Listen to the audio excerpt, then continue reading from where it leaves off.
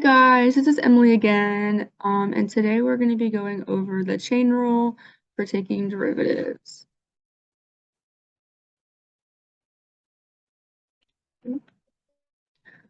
Alrighty, so first let's just kind of go over situations where you would need to use the chain rule. So basically, you need to use the chain rule whenever you have functions within functions, and you can have basically there is no limit to how many functions you can have embedded in a function. But the most you guys will see is usually 2 or 3, at most maybe 4.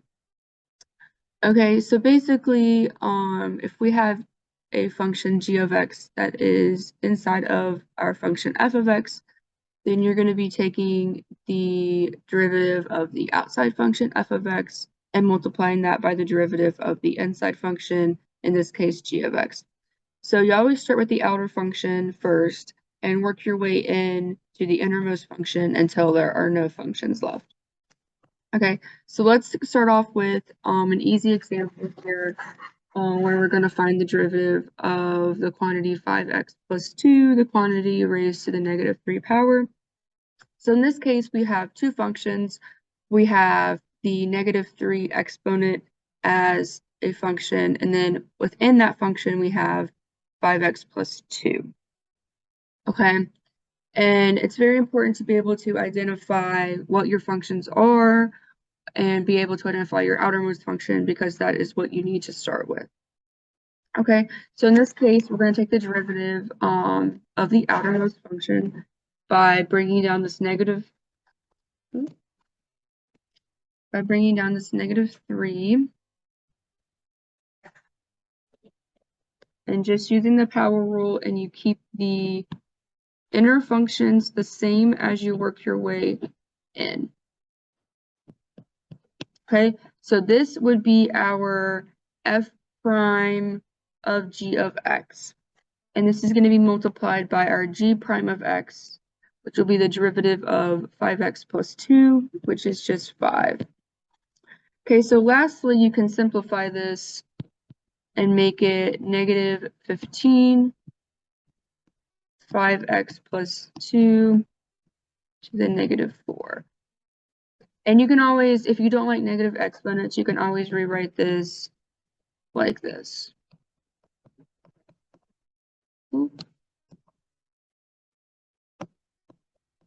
Okay, and this is our f prime of x. This one was a pretty simple example. Hopefully that made sense. Let's move on to something maybe a little bit more complicated. So with this one, we actually have 3 functions. We have our 8x to the 8th power as our innermost function. We have a sine function, and then we also have this outermost quadratic function. Okay, so we're going to start with this quadratic. Using the power rule, we're going to bring the 2 down. Leave everything on the inside the same as you work your way in. And then subtracting 1 will just be a 1. Okay, and then we're going to multiply that by the next function. The next innermost function, or the next outermost function, is the sine function. The derivative of sine is cosine. That is just something you need to have memorized. And if you guys are unfamiliar with trig derivatives or log derivatives, then you guys can check out my video on those. Okay, so the derivative of sine is cosine. We're leaving the inside function the same. Okay, and then lastly, we're going to be multiplying by the derivative of the innermost function, 8x to the 8th, which will be 64x to the 7th. Okay, and then lastly, we can simplify this if we want, but for the purposes of this video, we can just leave it like this. And for most of your homeworks as well, they will accept unsimplified answers. Alrighty, and then lastly, I just want to make a note that you will need to use the chain rule if you have functions within functions that are also being multiplied or divided. So in this case, we have 2 functions that are being multiplied, but those two individual functions also have functions embedded in them, so you need to use the chain rule as well. So it's important to be able to identify what method you're going to be using to take a derivative before you start a problem. That way you don't start off doing the wrong thing and get confused. Okay, so in this case, let me just label this our F, or F, and this our G.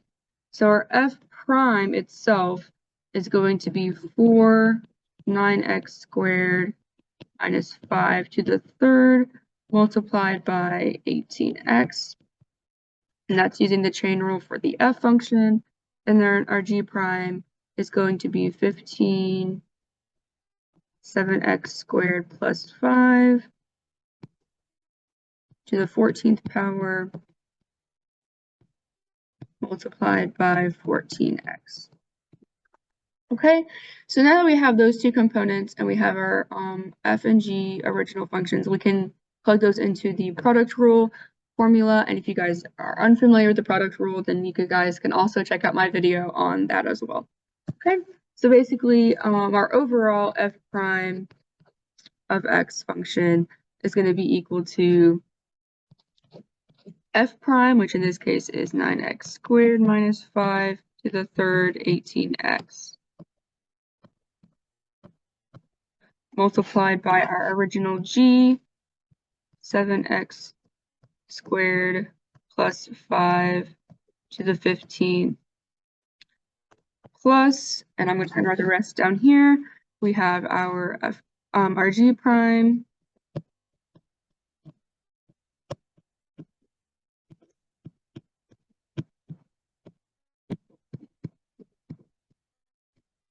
and that is multiplied by our original F function, 9x squared minus 5 to the fourth. Okay, so that entire thing is our final answer for the derivative of F prime of X. And I should have labeled this big F, that way you guys don't get confused with this F and this F. So this F is just one of the functions of the overall larger F function. So hopefully that did not confuse you guys.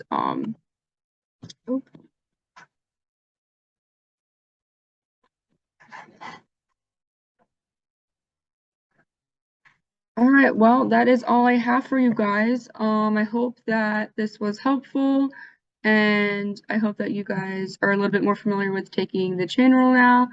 And yeah, watch my other videos if you guys have any more questions